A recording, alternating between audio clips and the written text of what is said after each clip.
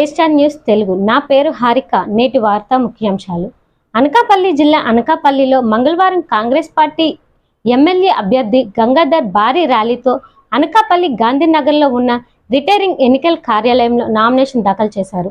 ముందుగా అనకాపల్లి ఉడ్డుపేట కాంగ్రెస్ కార్యాలయం నుంచి కాంగ్రెస్ వామపక్షాలు ఆధ్వర్యంలో భారీ ర్యాలీగా బయలుదేరి నెహ్రూ చౌక్, రామచంద్ర థియేటర్ మీదుగా గాంధీనగరంలో ఎన్నికల రిటైరింగ్ కార్యాలయానికి చేరుకొని ఎన్నికల రిటర్నింగ్ అధికారికి తమ నామినేషన్ పత్రాన్ని అందజేశారు. అనంతరం మీడియాతో గంగాధర్ మాట్లాడుతూ దేశంలోనూ రాష్ట్రంలోనూ ప్రజాస్వామ్యం క్షీణించిపోతుందని అన్నారు. రాష్ట్రంలో వైసీపీ పాలనపై విసుగు చెందిన ప్రజలు రాష్ట్రంలో పాలన మారాలని కోరుకుంటున్నట్లు ఆయన పేర్కొన్నారు. కేంద్రంలో రాష్ట్రంలో ప్రతిపక్షాలు అణిచివేసి ద్రోహం చేస్తుందని అన్నారు. రాష్ట్రంలో కాంగ్రెస్, వామపక్ష పార్టీలు ఇండియా కూటమిగా ఏర్పడి ఎన్నికల్లో పోటీ చేస్తున్నాయని పేర్కొన్నారు.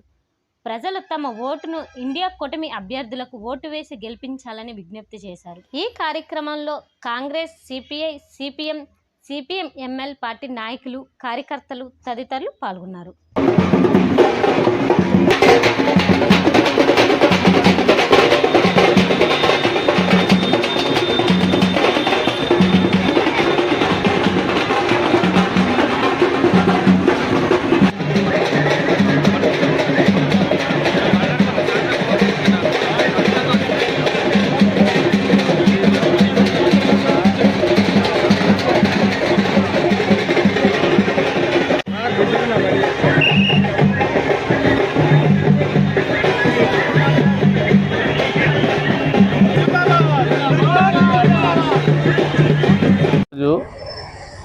కాంగ్రెస్ పార్టీ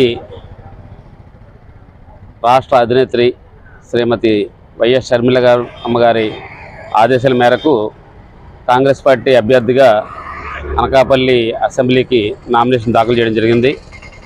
ఈ నామినేషన్ కార్యక్రమంలో కాంగ్రెస్ పార్టీ కార్యకర్తలు, నాయకులతో పాటు సిపిఐ, సిపిఐఎంఎల్ లిబరేషన్ పార్టీ నాయకులు కూడా సంఘీభావంగా నాతో కలిసి రావడం జరిగింది.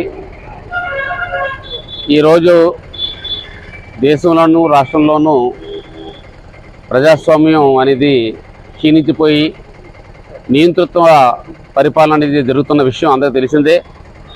ఈ పరిస్థితుల్లో దేశంలో, రాష్ట్రంలో మార్పు రావాలని చెప్పి ప్రజలు కోరుకుంటున్నారు. ఉద్దేశపూర్వకంగా ప్రతిపక్షాలని అణచివేసే ధోరణితో కేంద్ర రాష్ట్ర ప్రభుత్వాలు వారి యొక్క వైఖరితో వ్యవహరిస్తున్నాయి. ఈ పరిస్థితుల్లో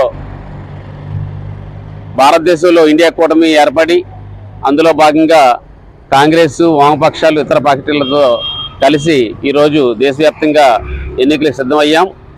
అందులో భాగంగానే ఆంధ్రప్రదేశ్లో కూడా వామపక్షాలు, కాంగ్రెస్ కలిసి ఎన్నికల్లో పోటీ పడుతున్నాం. కూడా ఇండియా కూటమికి మద్దతుగా ఉండాలని, వామపక్ష ప్రజాతంత్ర శక్తులను బలపరచాలని, కాంగ్రెస్ పార్టీని గెలిపించాలని చెప్పి ఈ సందర్భంగా ప్రజలందరూ కూడా కోరుకుంటూ సెలవు తీసుకున్నాం.